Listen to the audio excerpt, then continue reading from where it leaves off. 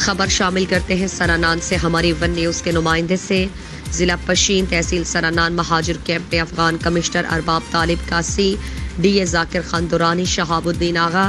Assistant commissioner Pishin Bahadur Khan, P P H I A D S M Zia ur-Rahman, D S M Mumtaz Rind, health supervisor doctor Bismillah, administration officer Zakir Ahmed, distribution officer Rajab Khan Sagzai اور I R C اور major نصیب اللہ خان نے Pakistan Peoples health programme کے جانب سے حالیہ سیلاب سے متاثرہ افراد میں اشیاء خورنوش، بستر اور بچوں کی کٹ تقسیم کی گئیں۔